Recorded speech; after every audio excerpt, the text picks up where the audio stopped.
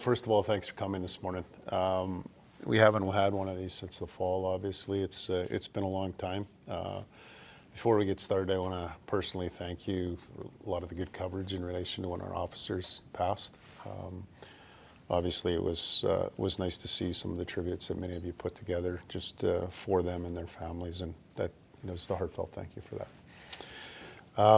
We obviously use this to basically format for a whole bunch of different things. There's no set agenda here, so it's kind of, I'll just make a few opening remarks, and I'm sure you guys will have lots of questions and go from there. I do, though, understand that probably a lot of you have questions about ACERT's recent ruling on the Pace and Dumas file, so I thought I would start with just making a few comments on that. As you know, we offered an official statement yesterday, but I want to take a minute to just add my thoughts.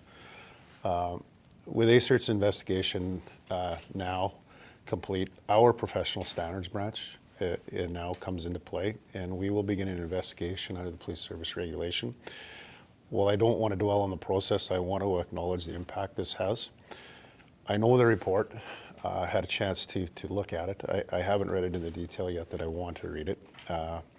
But believe me, when I say the enormity of the impact this has in the community, I certainly understand. Over the past few years, as you all know, we've worked hard on our relationship with the community. We have our community councils, we have touch points that help guide us, and we always will be committed to that. I know yesterday, our Nisquamiquin Council had a healing circle just to predict this particular issue. I was supposed to be there, but out of respect for them and through dialogue with them, they asked me not to be there for that one, and I think that's a good sign, and we will follow up with them, and we talk to them amongst other community members. These types of files, this specifically affects the community healing. We can't underestimate that, nor will we ever. These are very difficult conversations to have, but we have to have them. But we are asking for people right now to trust the process. We appreciate what that means in this situation. And many of you also know about shifting gears here a little bit. And I just want to pause just for a second on that one. I want to shift gears because I know a lot of you have also been calling in relation to the meeting with the premiers that I was part of in relation to with CACP. So I thought I'd just give you a bit of a summary, and if you have questions, that's fine, and if not. So there was a group from CACP, one of which was me, that had a virtual conversation with every premier in the country. Kind of topics were bail reform, as obviously you're aware, guns and gangs in relation to the enforcement and some of the issues. Wasn't lost on police or the premiers that, over the last 7 months we had lost, I think it's 9 or 10 officers, but 8 to homicide in relation to our country. Those numbers are trending like US numbers. So that was obviously a concern. We had discussions about mental health assessments for violent offenders, but we also talked about the whole mental health and addictions ecosystem and how we actually need this if we're truly going to bring down some of the alleviation of the justice system, as well as we talked about some of the politicization in relation to operational policing. And it wasn't about any particular political organization, it was all inclusive. It was basically just saying that when policing becomes difficult because of politics, it's really difficult to actually manage and get to where you need to get to. What I will say on all topics, there was great dialogue. And as you can imagine, when you're talking with the premiers in the country, all different parties, many different viewpoints, but all were very, very committed on some of these topics in relation to certainly some of the accountability pieces, certainly in relation to making sure that we get this right and we protect our communities. It's the first time a meeting like this has ever happened, actually, and I've been unfortunately around policing for quite some time, which was interesting because the premiers, why I talked to the premiers, because the premiers through their respective justice ministers and their public safety ministers are really responsible or the guardians of adequate and effective policing. They are basically those that have that in relation to the policy, the accountability pieces for probably over 90% of policing in this country, with the exception of obviously some of the federal laws that are in place. again, just to kind of put Dale, and I know you got these statistics from our folks of what we're talking about, because we all know Bill C-75, which came into play in, I believe it was August of 2019, the intentions were to reduce, obviously, those people that should not be in the justice system. And I think the intent in relation to how we have that discussion and reducing the people that need to not be in there is the right intent.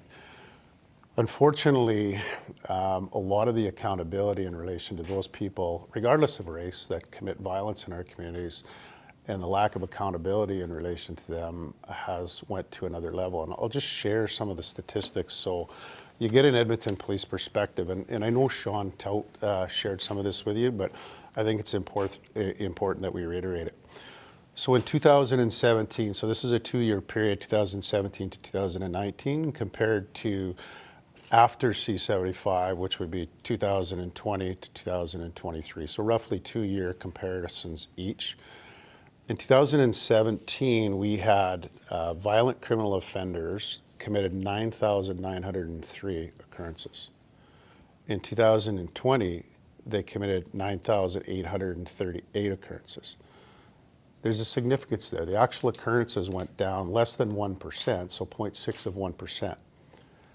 But where you actually start to look at the details in relation to it, in 2017, 2,880 people were arrested, which resulted in arrests and release, but 1,784 of these individuals post-release on their first involvement were committing a certain number of offenses. In 2020, 3,647 arrested and 2,482 committing these offenses. So that's a 27% increase. So less occurrences, more people getting released, more obviously violence being committed. A few snapshot highlights. In 2017, those individuals on release committed 12,743 offenses over 2 years. And in 2020, they committed 19,186 offenses in 2 years. That's a 51% increase. And then when you start to deal into the violence, which really the discussion was about, we want to make sure that we're not confusing with the work of getting the vulnerable out of the community, because as you all know, we have significant statistics, which I can also share if somebody wants later, on how things like PACT and HELP and some of the intervention work that we're doing is all reducing the vulnerable people in the system. But when we talk about violence in relation to this, in 2017, these people out on release committed 2,242 occurrences.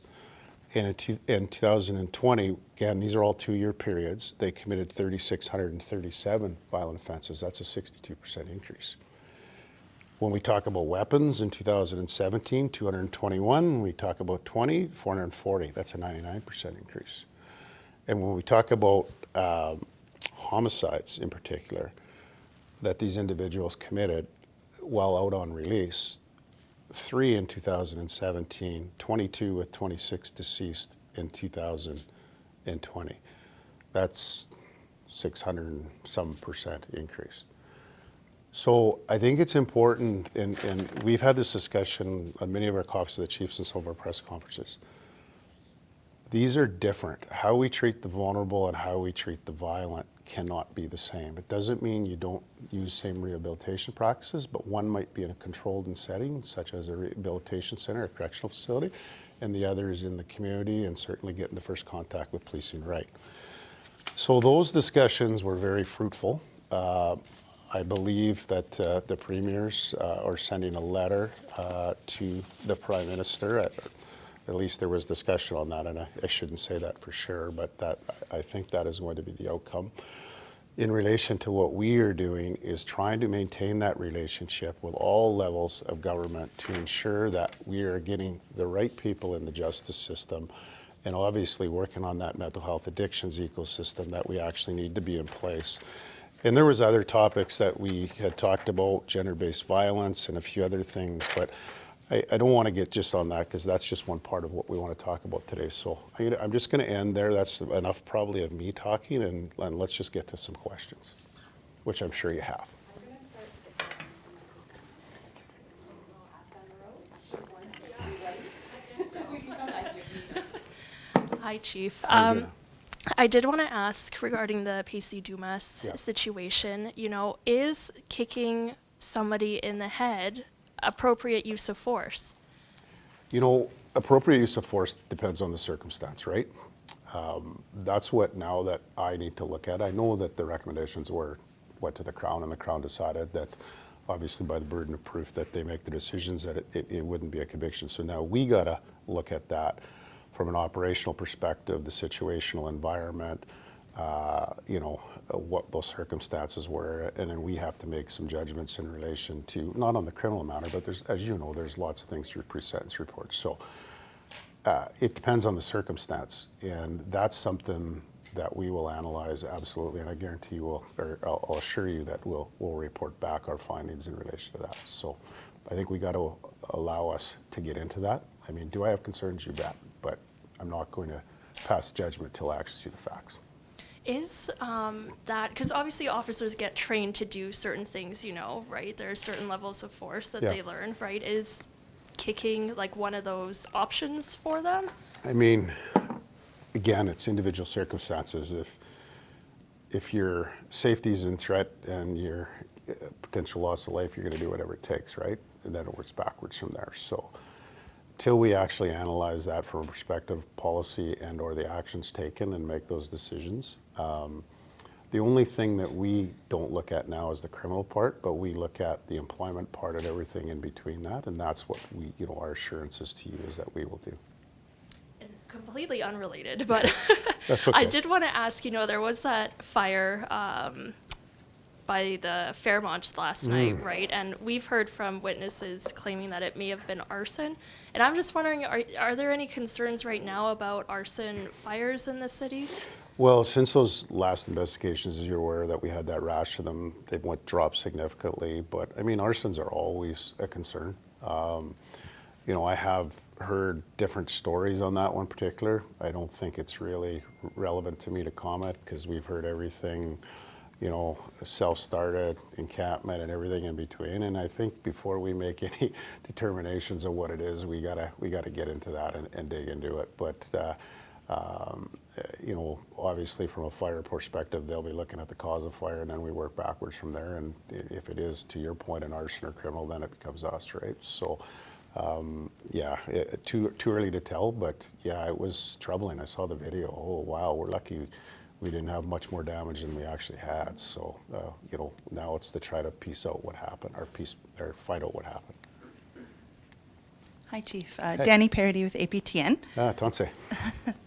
So my question is going back to PC Dumas.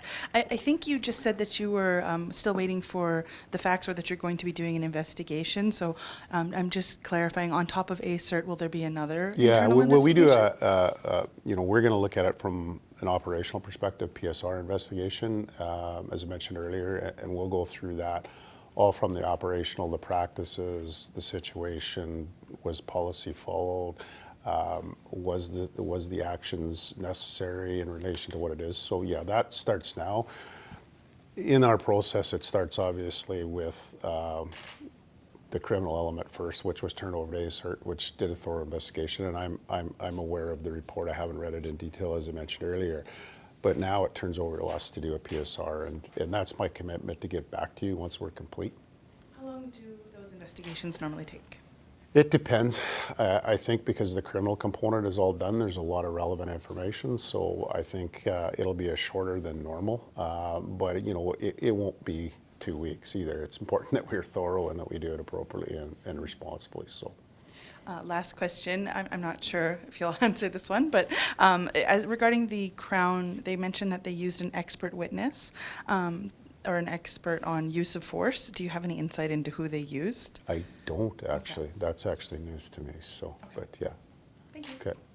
That would be them consulting, I'm assuming, is what you're saying, because there was no case. Okay. So on top of it, wasn't the ACERT experts, it was a separate. Okay. Okay. Yeah. Okay. It's nice to see you. I've never seen you live. Yeah. It's nice to see you all. Actually. Yeah.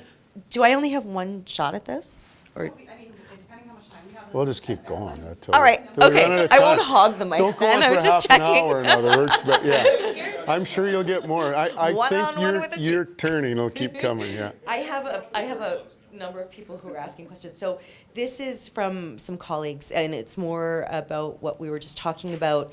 How concerned are you about the public perception of police accountability following this decision of the Crown not to pursue charges recommended by ACERT? Well, I mean, I don't know if I'd frame it that way. I mean, we have to respect the prosecutors, to your point, are looking at it from a different angle, right?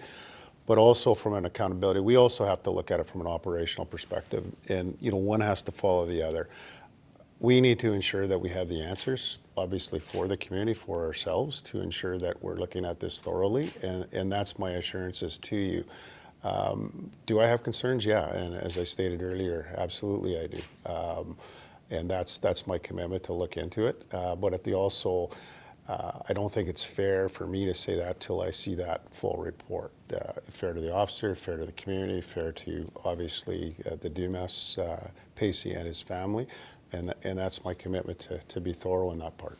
And when you say you have concerns, are you able to elaborate, or would you Well, want to no, reserve them I for mean, now? I saw bits and pieces, the recommendations and what this was and how it ended up. And it just, when I say concerns, it causes me to want to look, okay, I need to understand what happened here. Okay, got you. And the other question around this is, how much weight does the ACERT decision hold when it comes to the police investigation? Well, it holds a lot on the criminal aspect, and parts of it can be used on the other aspect in relation to the PSR, but PSR also looks at policy, the actions taken in the circumstances. Do the actions in the circumstance dictate the response? We'll look at it from all those angles. Was policy followed? What was the threat in relation to that? So not criminal, but more employment related, response related. So there's definitely some relevances or relevant information from it, but we also got to dig into some other things as well. Switching gears, Yeah. my understanding is that there used to be a unit patrolling in the LRT stations, a police unit or beat officers that used to patrol. We heard about this from union, the ETS union president. What a surprise. We've had different variations over the years of people that have been in transit. We're still in transit working with the city. What we do have now is a commitment from the province of 50 additional officers. So we are now, obviously we have to hire, and that's our process. But our process right now in recruitment, we're going to start with adding additional as we backfill these, trying to move things around into transit to have more of a presence. And we are going to scale up to have a more visible presence in transit now that we have the ability funded by the province to do that. And that'll take some time, but do I think we absolutely need to be in transit? Do we think we need to be in transit? Yes. Our issues in transit are crime, they're violence, and the simple response of just having TPOs in there isn't going to do it. We are going to start to scale up, but unfortunately, as you saw in our crime statistics here recently, we've got challenges in a lot of places, and we need to find some people. So that's why we're on a recruitment drive right now. So if you know anybody that's interested in joining a good police service, let us know. But our commitment is to build a transit plan. I think we'll have a straw dog on that in maybe the next couple of weeks, that we're going to look at going to our commission with, and then we're going to scale up. I want to be very clear, because this was a bit of a problem last time we talked. We don't need permission to be in transit. And sorry, straw dog? Yeah, like build a plan, like okay. the first copy, draft. Okay. Yeah. Good. Okay. I will pass it along. Okay. I also didn't know it's Yeah. John. Yeah. That was my first question. All Morgan Black from Global Hi, Morgan. Edmonton. Hi, Chief. I want to talk about violence in the city kind of as a whole. Last time I Yeah. was here, we got an update on the Ibrahinadan file and the official connection to the double homicide with the young man and young woman. They talked a little bit about an ongoing conflict between two groups, and the officer did allude to gang violence of some kind. He said he would call it gang violence. Where does gang violence stand in the city today? We certainly are concerned about it. We've actually readjusted back to what we're talking about resources, putting more resources into that particular aspect. I think out of the homicides to date, I think we're at 16 or 15 or 16. 5 or 6 of them are definitely gang related. And the interesting part about some of the homicides that we're seeing is this trend with guns. So last year, guns weren't nearly as prominent. This year, I think 10 of the 15 are firearms related. And some of those brazen shootings that are taking place in the daytime, not that it's any good time to be shooting at people, quite frankly, that's the whole violent piece that we talked about bail reform. There's a chance innocent people are going to get hurt. Or innocent bystanders. So what we're looking at doing is obviously increasing our enforcement in this perspective. These are people, back to the whole violence perspective, that choose to create harm. Is it a concern? Yes. Has it grown? Certainly it ebbs and flows, but we have seen an increase in it, of which we've got significant resources towards it right now to obviously, I'd like to say end it completely, but we're definitely, you'll be seeing different things in relation to enforcement on that end. Could you elaborate? Pardon me? Could you elaborate on seeing different things? Well, just more people and more focused on certain individuals. And what about the random acts of violence that we've seen where it seems that I don't think EPS has made any ties to? Has there been an arrest or a suspect identified in the stabbing in Mill Woods, the bus stop? Was that the Ukrainian gentleman? Yeah. I don't, the investigation's ongoing. There are some leads in relation to it, but no, there hasn't been an arrest in relation to that one yet. Good to see that the individual's improving, but to your whole point, a lot of this random stuff and some of this radical behavior, I mean, information on the street from our officers, a lot of this is meth driven, and I've probably said this so many times. I mean, we have a drug crisis in this community.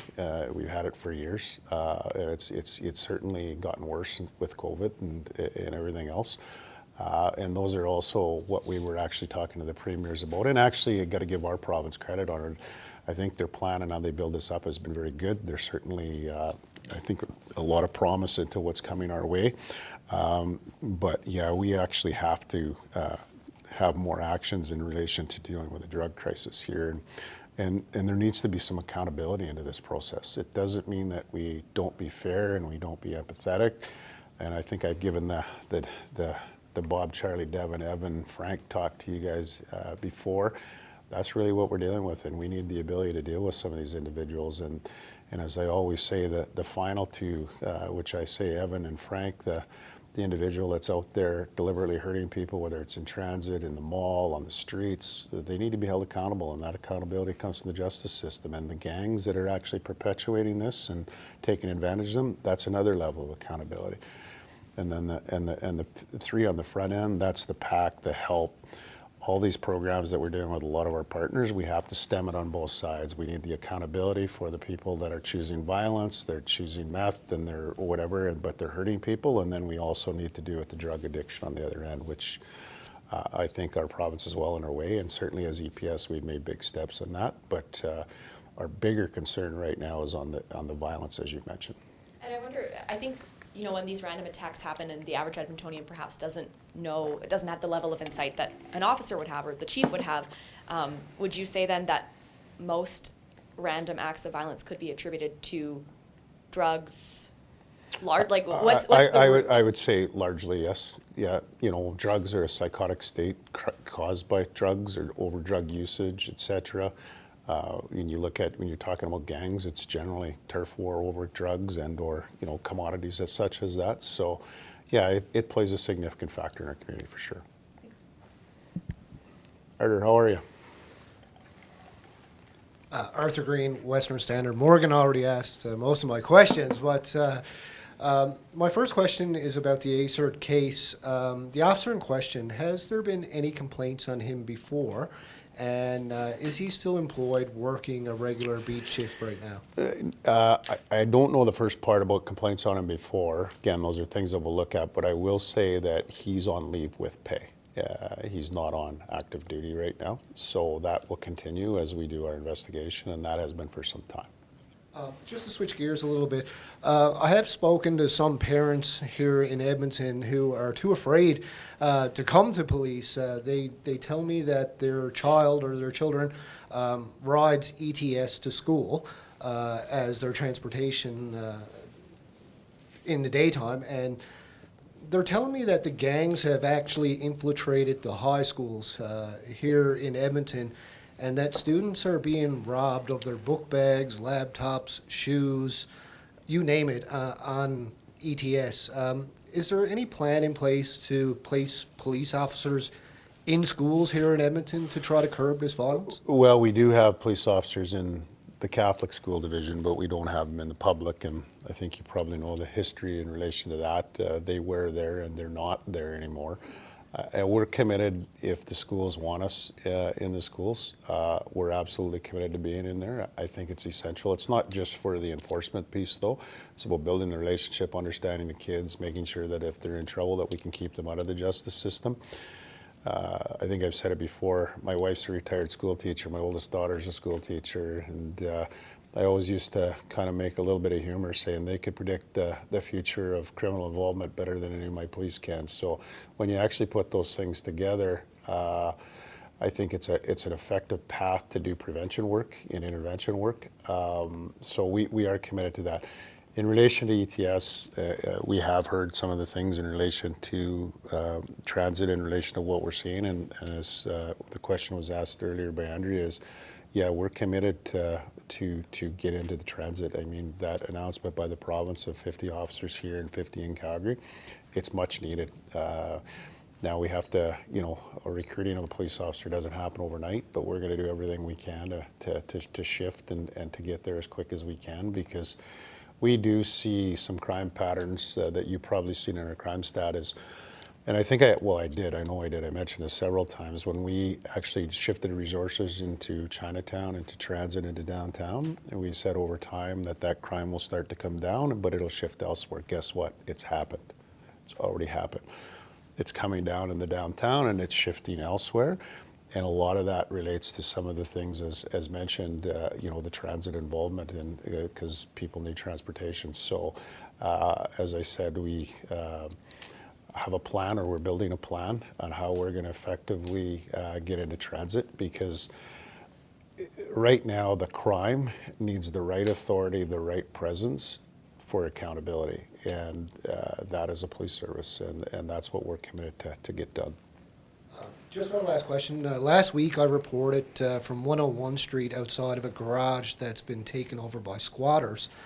The neighbor has called police and several times. I don't know exactly how many times, but it's been in abundance.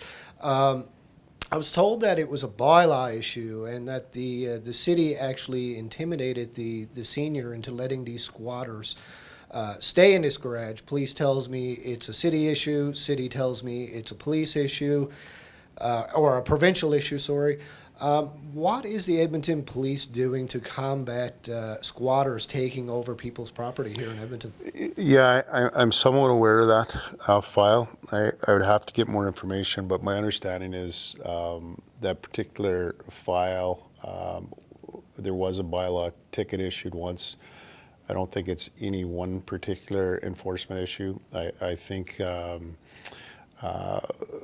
if I'm not mistaken, the property owner granted the couple a deadline to move to their new rental suite that apparently they've secured. So I think it was in early May. That's part of the information that I think I was given, but certainly we could maybe take that one offline. I probably don't have the detail that I need in relation to that one to answer that in full perspective. Just to switch gears again, and I won't hold up the mic too much because Franklin's waiting for his question. The homicide rate here in Edmonton is now leading the country. Argentina is actually has a lower homicide rate than Edmonton. What's the root cause of these homicides? Is it gangs? Access to guns? Like, what is causing people to kill people here in Edmonton? Yeah, so this year in particular, what you're talking about, which is obviously the first quarter here, I think we're up 5 or 6 homicides from last year. It's a bit of a blend. We've seen some, obviously the ones we talked about here, as I mentioned, 5 or 6 that are definitely gang related, which, I mean, those are what we know. We also have had some deaths of some kids, some infants and stuff, which is, unusual.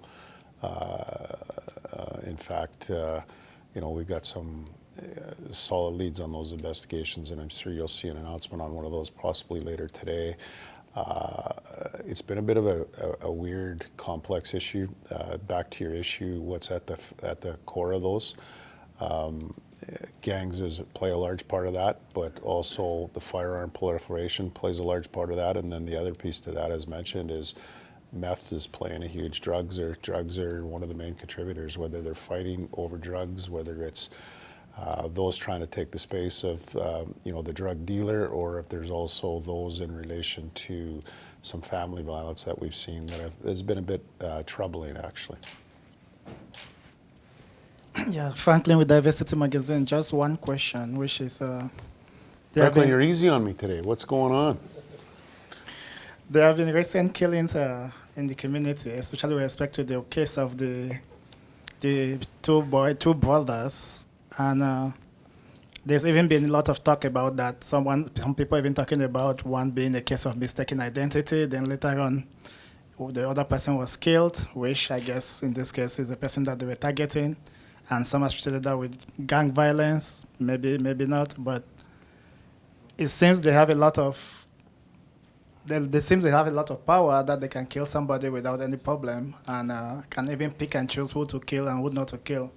So I'm sure the police is doing an investigation on this. Oh, yeah. I'm just curious to know where are we on this investigation, and of course, how much time do we still have to wait to get something on that? Well, as soon as we can catch them, you'll be the first to know. I mean, when you're dealing with some of the organized components of the gangs, as you mentioned, et cetera, when you say targeted hits or whatever the word that you want to use, those are a little harder to investigate, but because not all of them are from here, right? So all I can say is we're on it. We've got a lot of people on it, and we've got some significant enforcement leading that way and lots of leads on those files.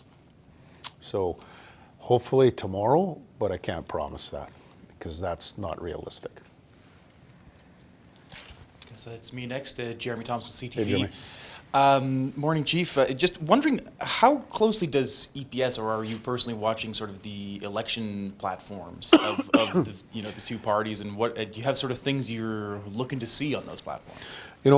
I mean, do we pay attention to the platforms? Obviously, from a safety perspective, you bet. Do we have safety concerns? It seems like both parties are talking about it. I think that's a good thing because I think it does need some attention. I think both parties. Mental health and addictions, which, as I mentioned, but as far as us, we're the police service. Regardless of who's there, we're gonna do the work. So, we just hope that this whole momentum that we have in human services continues, whoever's there, because the reality is, as we've said for a long time, you don't have community well-being without safety, and we've just talked about it here. About gangs, we've talked about obviously addictions, we've talked about mental health. So I think it's important that whoever is having these discussions with whoever can deliver it. So yeah, I don't know what else I could really say about that. You don't have sort of specific. I mean, bail reform is one well, that's federal. I right? mean, bail reform, mental health and addiction system for sure. I mean, as weird as it is part of this is actually employment too, right? So you got to talk about the economy. So all those things are important to drive down some of the social issues we've seen. And one thing that I've said a lot of times when I talk about Bob, Charlie, Devin, Evan, and Frank, all 5 people that could be at various different parts is, unfortunately, housing alone isn't going to solve this. So, we need a comprehensive plan that looks at this from multiple different angles. Not that housing is not important, but so is safety, and certainly accountability in relation to violence has to be there.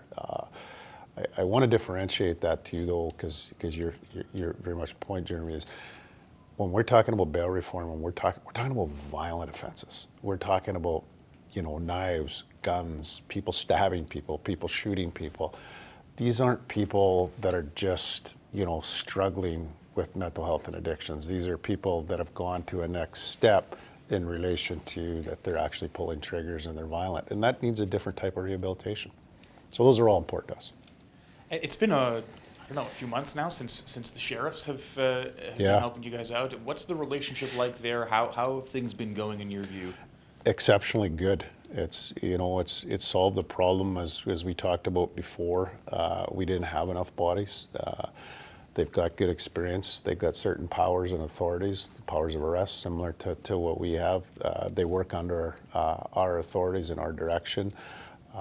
And the number of warrants, the number of violence, and even actually some of the prevention they did with naloxone and Narcan. I mean, it's so good that we're contemplating actually seeing if we can get an extension as we try to recruit, because it is definitely, that presence is making a difference, and those results are significant. And again, as I mentioned a few times, it's all about having the right authorities at the right time to deal with the situation. And I think the sheriffs, in combination with us, is a good direction right now. And just last one for me, for now, I suppose. You mentioned the sort of the consequences of focusing more of a presence in the downtown, of sort of having crime spread to elsewhere.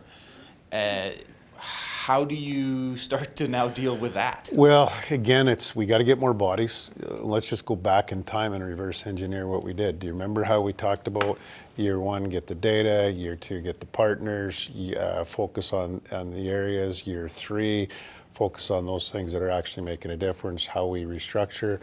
And then year four was to go into the hot zones. Well, between year three and year four, we lost the ability financially to do that. So then we took people from other areas to put them here. When you do that, there's a lot of evidence say it just displaces if you don't have the places. So what we need to do now is build the peripheral strong, but also we need to build the places to take people. So when you look at that, now we have a DMU which has Sublocade and Suboxone in it, 1,255 uses, I think, only 300 declines, 76% success rates, dropping overdose rates. Can we get to Sublocade, which is actually 30 days versus 24 hours? When you look at PACT and HELP, reducing, like PACT's deferrals have gone through the roof. We're increasing that to keep the stuff out of the system. We're increasing HELP through the province. The recovery system, places to take it. Our old DMU is now in the process, will be ran by Radius Health. So now those people that, are banned from a shelter wherever hard, that haven't really hurt anybody, now we have a place where we can at least try to get them to a place of offering them health services through Radius. All those things are coming our way, but that's on the front end. On the back end, we're working, we've made big advances in technology, the IVIS system and tracing firearms, which has been phenomenal for us. Facial rec in relation to after offense stuff in relation to has been phenomenal for us. We're looking at rapid DNA that's worked very well for us. We went to Health IM over here to get people with mental health addictions on a device with our frontline officers to get them into the health system. Lots of good things are happening now. It's just, continuing to build that out with places to take people and making sure that they actually get the ability. And honestly, there needs to be accountability in the system. I mean, we just can't continue to limp along without some kind of accountability. Accountability doesn't always have to be enforcement. It's empathetic. Could be a health system in relation to it. Could be obviously on the violence piece. It is the justice system. It's to get that process right all the time. We're getting closer, but when you stop directions midstream and you basically have to start over again, it doesn't help. We're running out of time. Is there anybody that we missed that didn't get to ask a question? I think Okay. I think we probably have time for 2 more questions, and I'll be back on. Okay, switching topics a little bit. We've been working on a story about a missing girl. She's about 8. Her name is Nina Dumas. Are you aware of the missing persons case? Is that the one we don't know it was a missing person, but we don't know what happened? I think that is, yeah. I think that particular one as of last night, we arrested 2 people, and there's charges coming, which you will get later today from our folks with a full detailed thing. Okay. But there will be murder charges. So obviously very, very sad, but at the same time, some accountability to the program. But I hope I have the right one. Homicide, yeah, I shouldn't say murder. We don't use murder in actually Canada, so that's just a bad charge. Homicide-related charges. But that details, before you release it, we'll send something out later today to get you the full details. Okay. Yeah, we're really on deadline, Chief. Yeah, 2 really quick questions. okay. Just Just 2? One, Stats Canada numbers showing that clearance rates are decreasing across Alberta, and I just wondered what you make of that for police across Alberta. In relation to, well, when you see clearance rates comes from how you front end stuff, right? Generally, can you get in there quick enough? Do you have enough resources to actually in relation to doing that? But it also depends on the types of crimes. If it's clearance rates in relation to a theft, that's probably not as to a homicide, right, or to something like that. So those fluctuate a bit. You'll see that across the country. I haven't actually looked at that one actually to see what the difference is, but now that you said that, I want to look at it. So, yeah, well, we'll have it. And last thing is with PACT, you mentioned that the referrals had gone through the roof. And I just wondered, because we heard from the mayor about COT teams and how they've raised the issue of gaps once they have those people they're trying to help them. They respond immediately, but then what to do with them afterwards? There's gaps around getting them into treatment, detox, mental health, housing. Are the PACT teams experiencing something similar, Chief? Well, I And think are there concerns? What do you want to see there? Yeah, I could probably get you the stats here. So here they are. First of all, that's what I'm talking about an ecosystem. You need a place to take people, and I think the province's credit to them is actually building capacity right now. We've got more capacity now than we ever have. And coming from another province and having this file as deputy minister, I would say we're actually probably well on our way to lead this across the country with some of the things that we have in place. In relation to help, I'll start there. In 2021, we had 889 referrals. In 2022, we have 2,641 referrals, and so far we had 664. Now, the interesting part of this on those people that are expressing different problems, over a 36% reduction connecting them to services and not coming back into the system. That's huge. In relation to PAC, in 2021, we had 5,031 referrals. In 2022, we had 6,692. And so far, we have 1,772 already this year. So more work. But the good part of this, the province just funded, I believe, 22 more PACT, so mental health workers to work with us.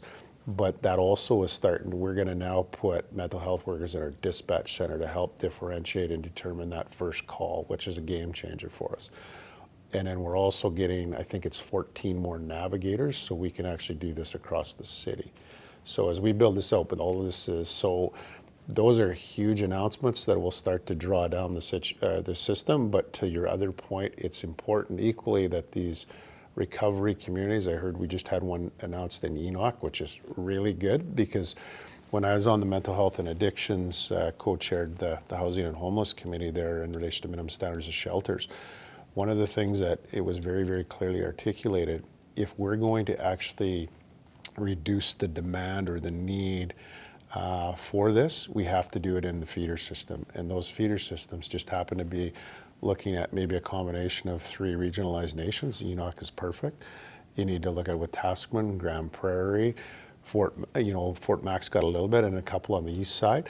But the reality is those same health patterns follow the crime patterns. So if we don't slow things down before it gets into the city, you're not going to solve all this stuff in the city. So you need parallel systems, which is coming. And that announcement in Enoch was really, really good. Like that almost excites me as much as getting something here, because otherwise everything just funnels here and then it just keeps funneling and we just keep doing the same thing and it keeps getting worse. You mean funneling because people then then end up coming into the city? Oh, 100%. I think if you probably, I don't think anybody, first of all, has the real numbers, but what we've seen in a lot of the interviews that we did with people working in the system, people experiencing, and we did interviews with all different communities across the province, a lot of this funnels to Edmonton from the north or surrounding communities. And, we're trying to solve a problem in the city, and we need to solve the problem in the city, but if it's only in the city and you don't have something slowing it down, you're never going to have enough in the city to actually work. And I mean, that was very, very clear in the information when I was co-chairing, and it's just nice to see some of that stuff out of that task force recommendations actually getting implemented. And with that PAC team, are you saying, though, that people do have, those teams do have the resources to connect people right now, or is there a gap? Are you? Well, no, I mean, there's certainly, because you have police and health workers working together, there's the ability to connect stuff to the health system. Now, are there enough in there to actually, do you get people to the home community? Well, you can't send them to the home community if there's nothing there, which is a large part of our people from out of the community. And I think if you follow the patterns, a lot of them come in through the correctional centers, they come through the health centers, they get released into the streets, and where do they stay? This is fixable, but it's not fixable 100% of the time. Let's get 20% of the system, get hope back into the system, and then we'll generate some results. And that's really about leadership. Sorry to conflict. I know just the chief of the meeting today. All right. Morgan, and we have to cut it off. So Cool. I'll ask both of mine at the same time. Well, 'Cause one's a look at this, question eh? and one's like maybe a clarification. You're going to get about 6 in here, aren't you? Yeah. So, first of all, you said that crime is coming down in the downtown, but spreading elsewhere. So I was wondering if you could say, where are you seeing now these hot spots spreading? You know- Then second of all, Okay, well, you give me both. Yeah. I was just hoping you could define, what is the difference between organized crime and gangs? Because for so long we heard organized crime, organized crime, organized crime, and now the language is shifting to saying gangs. So just hoping. Well, okay, let's first one first so I don't lose that one. What was it? Hotspots elsewhere. Oh, okay. Yeah. I think back to what we're talking about in relation to transit. I mean, if you follow the transit lines in relation to the LRT, not necessarily transit, but some of the transit stations too, is there's flare-ups in certain parts of our community, which, that takes up when you have high visible presence of police in an area, then it goes to areas where there might not be high visibility police. So it varies.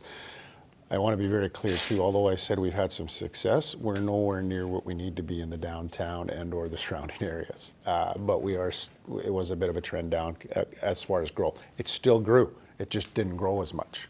So it's not like it came down. And then the other part, remind me again? Difference between, organized crime and gangs. Okay, so by definition of in relation to the criminal code, which I won't get into, but I'll kind of give a bit of a layman's term. Is gangs can be loosely affiliated, but they also can be significantly organized. Generally, you'll see street gangs in relation to it. So, could be red alert, could be certain things from a provincial or a local level. When you get into organized crime, you're talking generally about bigger organizations. You're talking about high influence to transport maybe drugs into the country, to get it to the street gangs, to actually transport it. So you're starting to talk about, things like Hell's Angels, but there's a whole bunch of these in relation to organized crime, in certain factions of the world. Whole bunch more sophisticated, more organized, more resources, not necessarily less organized. Both can be violent. On the street, it's generally more violent than it is from the organized perspective, unless it's in your Mexico or something like that when you're dealing with the cartels. But those are some of the differences that the normal human being would do. Generally, the two are linked at some point. Okay, Morgan, last question. In relation to the constables, Travis Jordan and Brett Ryan, the shooting deaths, last we heard the mom of the 16-year-old shooter was in hospital. Do you have an update on her condition? And I don't. Okay. I heard the same as you, but that was probably 2 weeks ago. Yeah. I heard recovering slowly, but obviously some significant debilitator, issues that she's got to deal with. So, again, just heartfelt to this whole situation from everybody. And I mean, those are the things certainly as a police chief, and as you guys have seen and so eloquently and covered for our people, is that's your worst day. And, we still struggle with that. I'm extremely proud of the men and women of this organization, how resilient we were to continue to do what we're doing.